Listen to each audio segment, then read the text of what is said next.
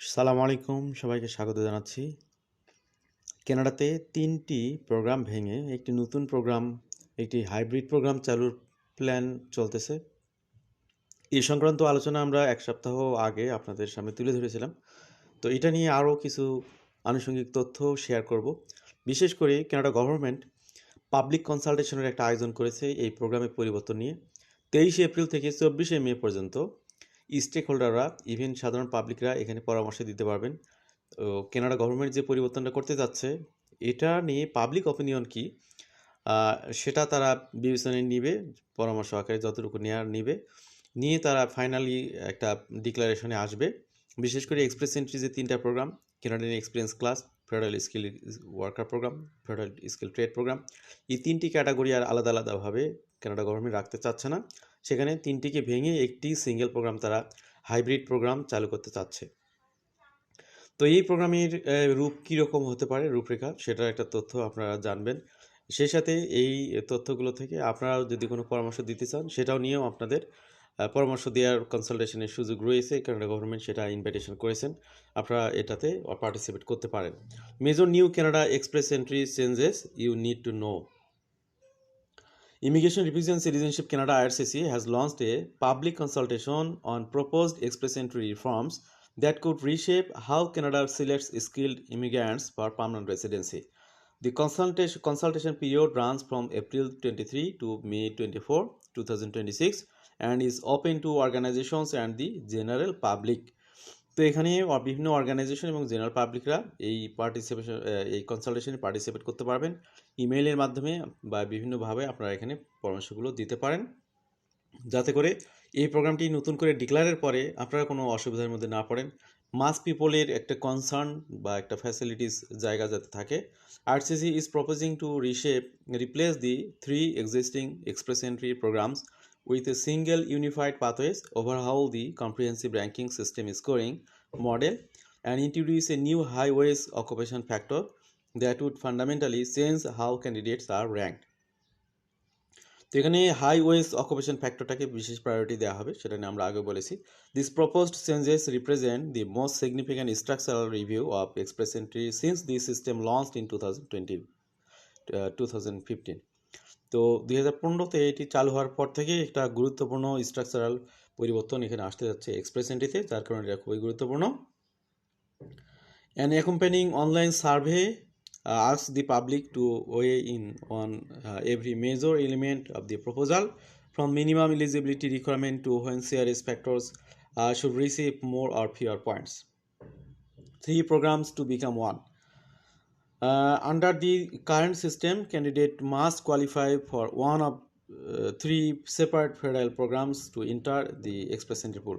তো এখন বর্তমানে যে সিস্টেমটা এখনও বহাল অব্যাহত রয়েছে, যে কোনো একটা প্রোগ্রামে আপনি আলাদা আলাদাভাবে এলিজিবল হলে সেখানে আপনি কোয়ালিফাই করতে পারেন। এখানে এগুলোকে মার্জ করে একীভূত করা যখন হবে, তখন আলাদা অপশন আর থাকতেছে না।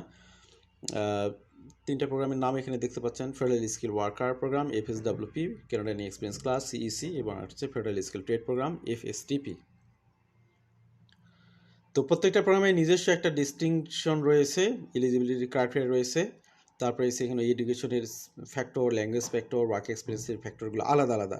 এগুলো যখন মার্জ করা হবে, তখন অনেক ব্যক্তিরা এই সুবিধাগুলো থেকে বঞ্চিত হবেন, অনেকে আবার সুবিধাগুলো পেয়ে যাবেন। RCC is now proposing to merge all 3 into single program with one set of minimum requirements, eliminating the need for candidates to determine which program they qualify for before creating a profile in the express entry system.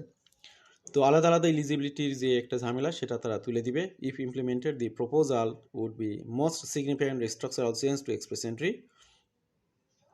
Propose minimum eligibility requirement, এখানে যে প্রস্তাবনা দেওয়া হয়েছে, যেটার ব্যাপারে consultation আপনারাও দিতে পারবেন।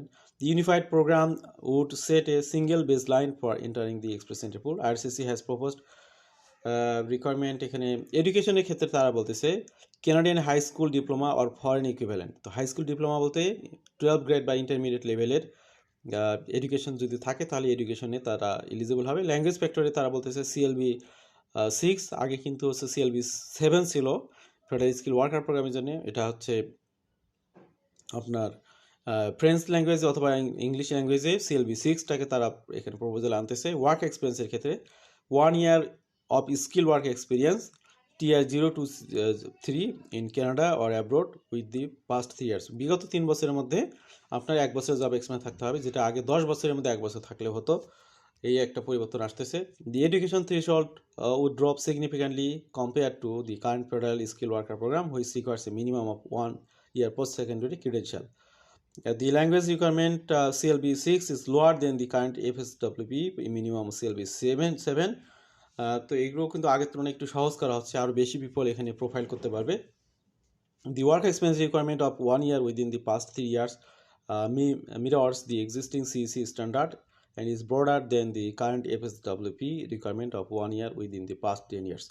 এখানে এক এক প্রোগ্রামের এক একটা অ্যাকসেপ্ট করে একটা মূলত মার্চ করে হাইব্রিড প্রোগ্রামটা চালু করা হচ্ছে। What this means for candidates, lowering the minimum eligibility, যেহেতু এখানে এলিজিবিলিটি ফ্যাক্টরগুলোকে আরও সহজ করে দেওয়া হচ্ছে, আরও অধিক পরিমাণে ব্যক্তিরা এখানে এক্সপ্রেস এন্ট্রিতে প্রোফাইল করতে পারবেন।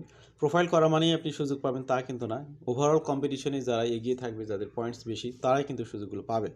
সুতরাং এখানে হয়তো আপনি একটু খুশি হতে পারেন যে আপনি একটা প্রোফাইল করতে পারতেছেন, সেটার জন্য আপনার ল্যাঙ্গুয়েজ টেস্ট অবশ্যই লাগবে, আপনার ক্রিডেন্সিয়াল অ্যাসেসমেন্ট করতে হবে অবশ্যই। আর যদি কানাডাতে পড়াশোনা করেন তাহলে ক্রিডেন্সিয়াল অ্যাসেসমেন্টের প্রয়োজন নেই। Major CRS scoring change under review. The proposed CRS overhaul is arguably the most consequential part of this consultation because it would directly affect how candidates are ranked and selected. RCS has reviewed the latest research on economic outcomes for newcomers and organized CRS factors into 3 tiers based on how strongly they predict employment and earning success in Canada. এখানে আমরা একটু দেখি strongest predictor, moderate predictor, weaker predictor. Strong English language skill আর both English and French. তারপর moderate ফ্যাক্টরে বলতেছে Canadian work experience. তারপরে weaker university level education. তারপরে এখানে হচ্ছে high earnings as a temporary resident, a Canadian job offer, younger age, spousal point, তারপরে sibling in Canada points, French bonus point, education in Canada points, এগুলোকে বিশেষভাবে বিবেচনায় নেওয়া হচ্ছে। Factors that could gain more points: strong language ability in English or bilingual ability in both English and French is identified as the strongest predictor of economic success among express entry. তো এই বিষয়টাতে আপনারা আরও গুরুত্ব দেবেন। এরপর high wedge occupation ফ্যাক্টরে যারা এই ধরনের অকুপেশনগুলো হোল্ড করবেন তাদেরকে এখানে বিশেষ সুবিধা দেওয়া হবে।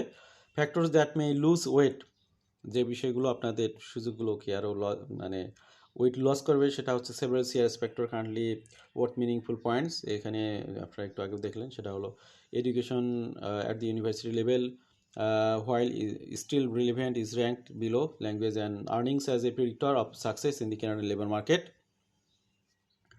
তো বেশ কিছু ফ্যাক্টর আছে যেগুলো এখানে আগের তুলনায় যেগুলো আবেদন হারাবে, এরকম ঘটনাও ঘটবে।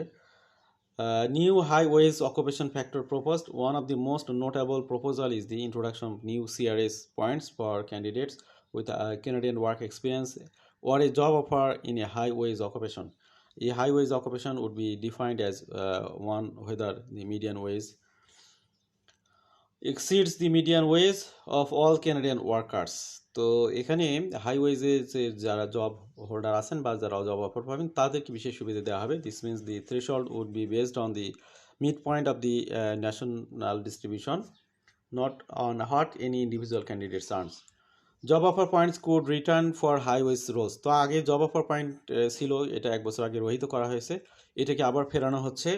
এখানে যাদের জব অফার থাকবে তা এলএমএ বা বেস জব বা অন্য যেগুলো, তবে এখানে ফ্রড চেকিংগুলো আরও বেশি করে তারা আইডেন্টিফাই করবে। যারা এরকম ফ্রড জব অফার দিবে তাদের ব্যান করা হতে পারে, এই সমস্যাগুলো তৈরি হতে পারে তাদের জন্য।